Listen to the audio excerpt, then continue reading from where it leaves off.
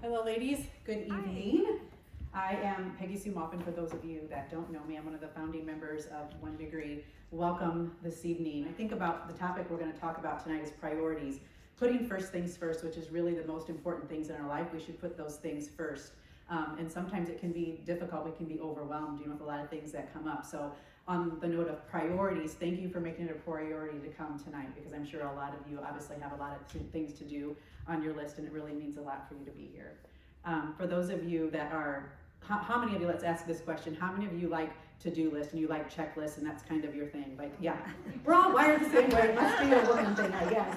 But I'm wired that way as well. Any given day you come over to my house, literally on my kitchen counter or counters, you're going to encounter at least one, maybe two, three, if I'm honest, maybe 5 lists. Sometimes I feel like I have a list for my lists, and that's just kind of, the way that I roll. But when it comes to like setting priorities for my life, I actually try to approach it within that same way of like a to-do list, like a checklist. And that just doesn't work, even though there's great satisfaction in checking those things off and you feel like you're making progress. But the reality is you can't necessarily apply that to your life. So I want to give you a visual representation of what this kind of looked like for me. So the first picture there shows me and at my computer, all the busyness and things that I'm juggling. I'm sure most of you kind of feel that way or have experienced that from time to time. And there's the clock in the background just ticking away, right? There's only so many hours in the day or so many hours in the week, but we got to figure out like what's our priorities. And so for us as Christians, we know that we should put God first. God should be our number one priority, right? You read the Bible, Matthew 6:33 says, "Seek ye first the kingdom of God above all else, and live righteously, and he will give you everything that you need." So for me, I'm like, okay, I got it. Got the message. I'm going to secure God in the top spot on that middle picture there of the list of priorities. So that's where I have him. But then I'm now starting to pencil him into my calendar for the day or for the week. And again, it's just not working. And it feels so tactical and informal and just, it's not intimate at all. And the reason why finally dawns on me, and this is probably a no-brainer for most of you, but for this season in my life, like I just wasn't getting it.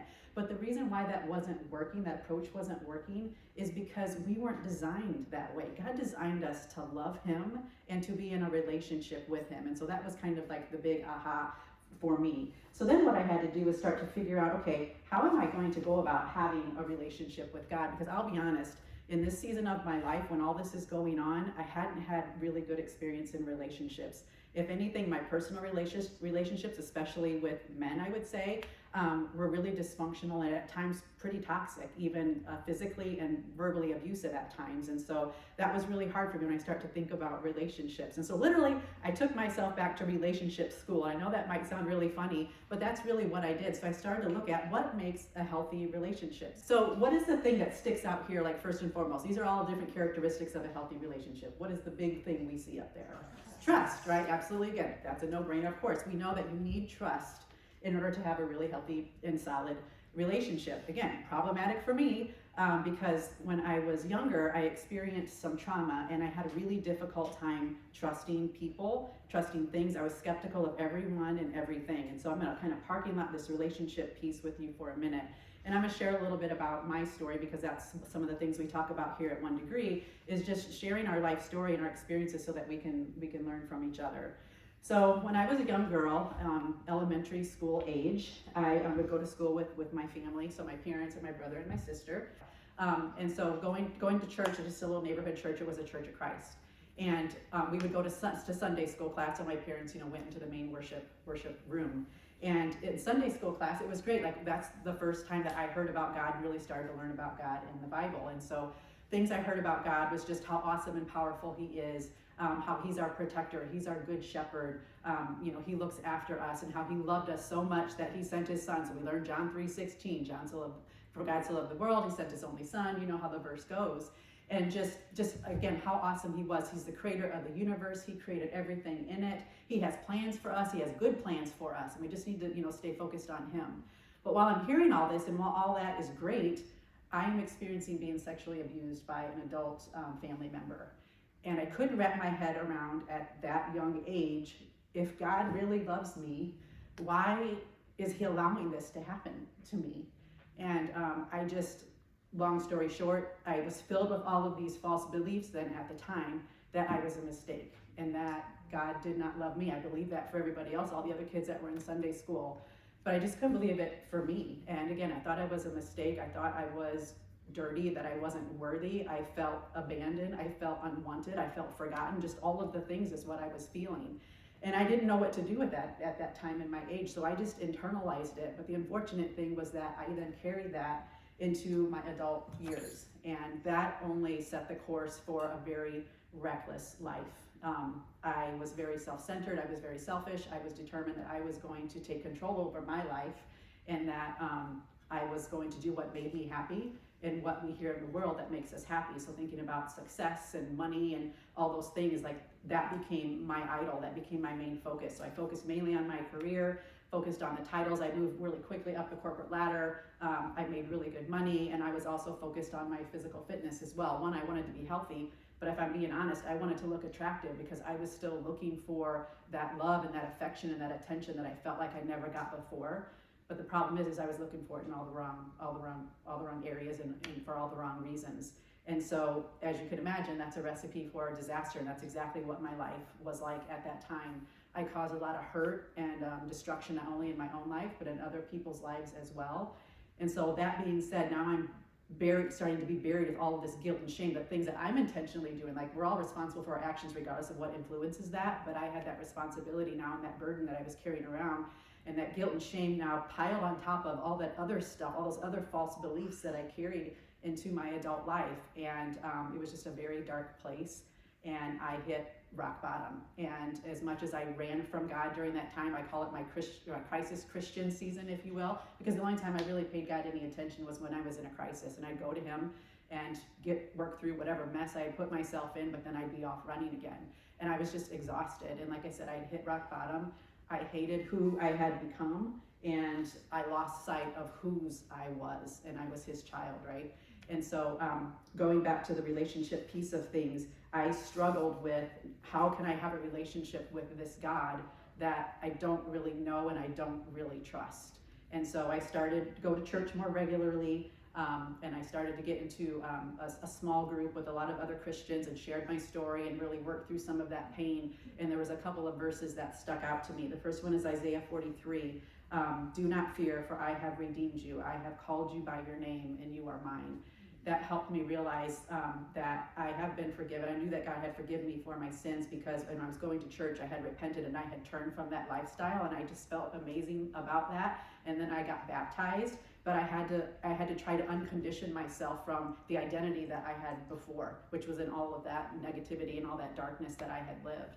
And so I really focused on that. And then also Proverbs 3:5-6 was the other verse that I anchored on. And most people probably know that. Trust in the Lord with all your heart, and do not depend on your own understanding. Seek his will in all you do, and he will show you which path to take. So those were the two main verses that I anchored around for a really long time. And it helped me start to build my trust slowly. So taking a deep breath and saying, I'm all in. I got to figure out how I'm going to have this relationship with God. And so again, I kind of went through and figuring out, here's some ways that I got to start to trust him. And so when I decided that I'm going to be all in, I was like, so how do you start to build trust with someone, regardless if it's God or who it is? You start to spend time with them, right? So you have to start to spend time. I'm like, well, it's not like I can call him up and be like, hey, you want to meet for coffee or something like that? But then I was thinking, but can I? Like, is there a way that I can really spend more time with him in that way? Like, we know from a spiritual presence perspective, he's there with us all the time. But for me, I was thinking, is there something more that I could do? So I started to look into, different books and things, what it meant to have a relationship with Jesus. And the word abide kept coming up. God put that in my path in so many different ways. Abide really means just to remain, to stay, to live, to dwell. And that was the big aha for me, that, oh my gosh, again, for so many years, I was like doing these Christian duties and thinking I was doing the right thing, or I was checking the box at trying to put him on my calendar.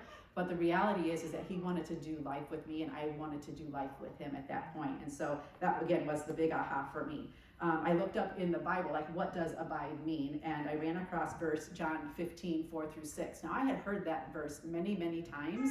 But isn't it interesting how you can read a verse at different seasons in your life and it might speak to you in a different way? And that's exactly what this verse did for me. So I'm going to read it real quick.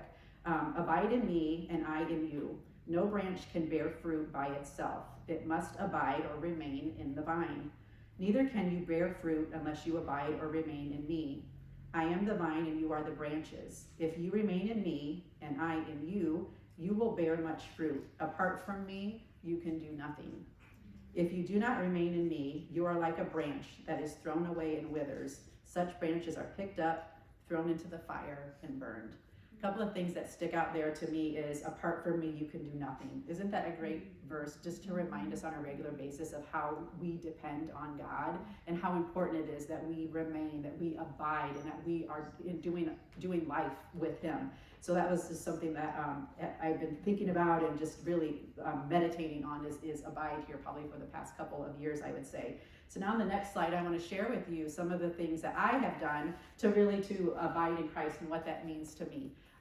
Constant companion. No surprise, Jesus is with us 24/7, right? I mean, he's with us all day, every day, and everything that we do. Joyce Meyer, who, whenever I speak, I'll probably say something about her because she's one of my favorite teachers. But she says that God is with us, he is for us, he is above us, he is in us, and he surrounds us. And I just love that. It's another great reminder. So just getting into the habit of constant communication and interaction with the presence of God, with Jesus every day. And that interaction piece was the part that I go back to, like, is there a way that I can do something a little bit different with having a relationship with Jesus? And what I figured out is I'm a very visual person, and I wanted to figure out a way, not only feeling his presence spiritually, I know I can't physically because he's not coming back today and I'm not dying, going to heaven today as far as what I know, but is there another way for me to feel close to him? And so for me, I'm a very visual person. And so I thought about visualization, and I've done this with some executives that I supported in the past when I was in human resources. And every year we'd go through our annual goal setting. And the power of visualization was something we talked about a lot. And so we would, have these workshops, and we would think about what it was and what it would look like if we were to achieve these goals. And I was like, oh my gosh, I'm going to start to visualize, what does Jesus look like to me? We talk a lot about fix your eyes on Jesus, fix your eyes on Jesus's face. And so I said, well, I'm going to create an image of Jesus. And so for me, how many of you have seen the movie Jesus of Nazareth? I didn't expect very many hands to go up. There's a couple. So it's a film from the 1970s. So I was just a little peewee, and I would watch that every year. My mom would play it, usually come on around Easter, and I still watch it every year. It's just a great story of Jesus's life, essentially. And so the character that plays Jesus in that movie, because I remembered it from so back when I close my eyes, that's what I see. And that might seem really strange, but that just brings him so much more closer to me. How many of you have seen The Chosen? A lot more hands go up. Yeah, that's awesome. Love The Chosen. If you haven't seen it, highly recommend it. Man, that just makes the Bible and Jesus come to life, and all the characters in a way that I hadn't even imagined. And so it really helps me too when I'm reading the Bible. So again, that visual image, you might think I'm nuttering a fruitcake for doing that, but when I close my eyes in the morning, I wake up, and before I open my eyes, I'm like, good morning, Jesus. And I just see his face, and it makes me smile, and I just feel so good about waking up with him. Another thing that I do is when I'm driving in my car, and if I'm the only one there, there isn't anyone in the passenger seat, but to me, I'm imagining that Jesus is there. And so sometimes I'll just put my hand over on the seat, and I'll go like this with my hand, just like a little squeeze, and I imagine me just holding his hand while we're driving. And it's just a way just to be aware of him and his presence all the time. Sometimes when I go to a coffee shop, I'll sit at a table to make sure that I have another chair. And to me, I'm having coffee with Jesus. That's what that looks like. He's there with me. I'm waiting for the day when somebody comes up and they're like, hey, miss, would you mind if somebody using that chair? Can I take that chair? And I'm going to say, no, Jesus is sitting there. So either they're going to call the cops, or it might be a great conversation starter. I don't know, but I'm waiting for that to happen. So that's the reason why I have this other chair on stage. Amanda asked me, is there somebody else speaking tonight? And I said, no, but there's someone else up there with me. And it's Jesus, so he's here. So I just feel really comfortable about being up here. But it's those little things like that might seem kind of silly, but visualizing him and just walking with him every day has been really great for me. Another thing that I want to talk about up here is pruning. How many of you have heard of pruning? Whether you're a gardener or you've heard about it, in the Bible it obviously talks about that. Pruning is something that naturally happens that God will do and to reshape our lives. So I read a little bit of John 15 when I talked about the vine and bearing fruit. A few verses before that says, I am the true vine and my Father is the gardener. He cuts off every branch in me that bears no fruit, while every branch that does bear fruit, he prunes so that it can be even more fruitful. And so I had this plant up here. I had this plan like I was going to snip off some stuff and start pruning. Well, I'm not the green thumb by any means. But if you just imagine, you start taking off these leaves, what happens? They start to wither, they start to die. But also, if this comes too lush, it can become overbearing. And so he starts to take our life and starts to shape it for us. So pruning in itself is not punishment. It kind of sounds like a negative thing if you're taking leaves or taking things off of a vine. But the reality is that it's a natural thing, and we have to get comfortable with it if we really expect to follow and abide in Christ. So why are some of the reasons that God prunes? He can prune to remove what's dead or what's dying. There may be things that you lose the desire for as your desire for God increases. And I know that I have experienced that. And I remember sitting at church and hearing, the pastor speak and talk about reading the Bible or just, walking with Christ and how you start to be transformed. The desires of your heart will change. And I was like, yeah, probably, man, it's real. Like, how many of you have experienced that transformation? It's unbelievable. And I just have to giggle because I'm like, goofy, never did it before. But now the desires of your heart really do start to change. And that's by design, right? It says that we should be transformed. We should start to become into his image. And it's amazing, there are different things that happen throughout the day, whereas before I really started to try to be more like Jesus, more mindful of him, like I would respond to a situation in a way different way than what I do today. Like I have a very sharp tongue and I have to be very careful. And so sometimes my response is just like, you know what, I'll pray for you. And I'm like, who is this woman? Like that is not me at all. So it's little things like that I just love, and I just have to giggle because it's all God. God will prune us to remove what's infected or diseased. God will reveal the roots of your vices, your insecurities, and fears to you so that he can then instruct you to walk in freedom. So when I talked about some of those deep-rooted things that I had from my past, like he was tilling things up, and that was really painful. Sometimes it feels like opening a wound, and he will do that to work out the healing. And I have to say, for that person in my family that did what he did, I can actually stand up here today and say, I forgive him. Like I needed to give myself that forgiveness. I'm not going to sit around and try to rationalize why it happened. Did God make it happen, or was it just sin, or whatever? All as I know is it happened. God gave me the strength to get through it. He redeemed my life, and that's all I need to know. And maybe it happened because he wanted me to be on stage here on November 25th, 2024 to tell this story to hit somebody else. I just don't know. But the fact that he's helps us work through that healing, we just have to be courageous enough and trust in him enough to be able to do that. To remove things that hinder us. This could be habits, hobbies, or characteristics. This could also be things that maybe feel good, but for whatever season he's got you in, he might prune those things. So obviously we just have to trust him in that. He also prunes to keep us focused and on the right track. Without pruning, branches grow in all kinds of directions. And there's a lot of landscapers, if any of you have lawns and things like that, really quickly plants get out of control. And so landscaper comes and prunes all that back. And while it might look really vibrant and lush and bear fruit, the reality is that over time, that weight starts to take a toll on the vine, and it becomes more of a burden than what it does a blessing. The other thing that I'll throw in here, because I've experienced some of this as I have walked in my Christian journey, is that God or you might have to prune people from your life. Now that doesn't mean necessarily you have to like completely cut them off, but what I have learned, and this is also mentioned in 1 Peter in the Bible, that there will be some people that will identify you with your past, and they will try to keep you in your past and may condemn or judge the change and transformation that you're going through, and that can be very hurtful. However, there will also be people in your life that will celebrate the growth. And so it's important to know the difference between the two, and then you or God will act appropriately to maybe do some pruning. But the hope is that those people that are maybe skeptical or condemn or judge the change, if nothing else, maybe they'll at least start to ask questions, and it could result into a conversation that maybe somehow you can influence them and start to plant the seed that maybe just start to transform their life as well. The next thing quickly I want to talk about are interests. I don't know about you, but for me, I find it easy to do things if it's something that I enjoy. For example, reading the Bible, didn't ever enjoy reading the Bible. Honestly, it was because I didn't get it. Like a lot of things that I would read, I would just sit there and be like, I know I just read something, but I have no idea what it meant. And so things that I then now use is like some of these books up here. These are just biblical study books rather.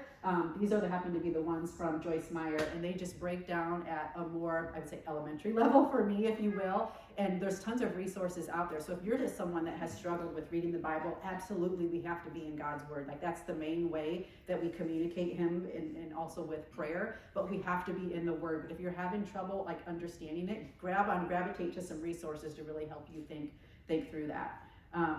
Another thing that obviously I love Christian music, so I have Christian music playing all the time. It's just a way, again, that I just feel God's presence. I even leave it on when I leave the house for my cats. My husband thinks I'm weird, but I'm like, hey, I think they enjoy it. He loves me, so he just rolls with it.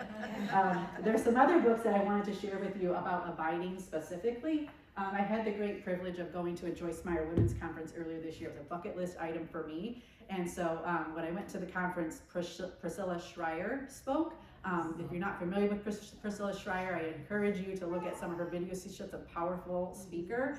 And she talked a lot about abiding at the conference. And I got goosebumps just thinking about it. I'm like, I know exactly why I'm here. It's because of the whole abiding thing. But she has a new book that came out in August, and it's called I Surrender All. It talks a lot about abiding in here. This is such a great book. I recommend that one.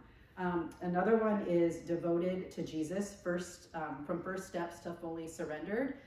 Kendricks is the author of this book. It's really easy to read. There's a lot of different chapters in it, but the chapters are only like a page and a half to 2 pages at the most, which is digestible for me because, again, I'm one of those people, sometimes I'll read something and I just will stop and I'm like, I have a hard time processing. But this is a great book about abiding as well and just being devoted to Jesus and what it really looks like to have a relationship with him if you really want to get serious about it and start to talk about discipleship as well. So another resource. This other little book I have to share with you. This book broke me this year. It's by Philip Keller. It's called A Shepherd's Look at Psalm 23. My friend Janet, she's here tonight. She's also one of the founders of 1 Degree. She got this book for her birthday earlier this year. And we went to lunch and chatting, and she shared some nuggets from it. And I was like, wow, that sounds really interesting. I'm going to grab it. So I got it. I got home. I go in my room where I usually read in the evening. I start to crack this book open, and I'm reading it, and I'm sobbing. And I go out to the living room, and my husband's sitting in a recliner, and I sit on the couch, and he's like, what's wrong? And I said, oh my gosh, this book, like, you're not going to believe it. Like, it's just awesome. It's just so incredible. It took my perspective of God's love for us, like how detailed and how much he loves us, the great care that he goes through to care for us and watch over us, to a whole nother level that I never, ever expected. And I couldn't read it for a while. Then I started to read it again, come out of a couple nights later, I sit on the couch again. He looks at me, he's like, you're reading that book again, aren't you? I'm like, yes, it's awesome. And so he has started to read it as well. It's such an easy read, but essentially the author, he associates and compares the characteristics of sheep and how he himself was a shepherd, and again, the great care that he goes through, and then he associates that with us as humans and the great care that God goes through. I'm telling you, it rocked my world, and I'm hoping if you get it, it does yours too, because it's a wonderful, wonderful experience. Where was I? Oh, so essentially my takeaway there is just find something that you enjoy, and that will help you start to spend more time, obviously with God. Boundaries and reminders. So the enemy will try to distract and tempt us every chance he gets, right? I'm sure we've all encountered that. Temptation is not a sin in and of itself. It is once we act or we step into that sin, right? So it's just important to know what your boundaries are. And for me, because I was conditioned and lived a certain way for so long, it's easy to backslide into drift. So it's important to know, again, kind of what your boundaries are. And for me, I like to have little reminders. If you come to my house, so not only do I have lists, as I talked about earlier, but I have reminders all over. I have sticky notes, whether it's scripture or just positive quotes or messages. My husband and I, we use dry erase markers in our bathroom. On the mirror, we'll write notes to each other, but we'll also write scriptures or maybe something that God's placing on our heart.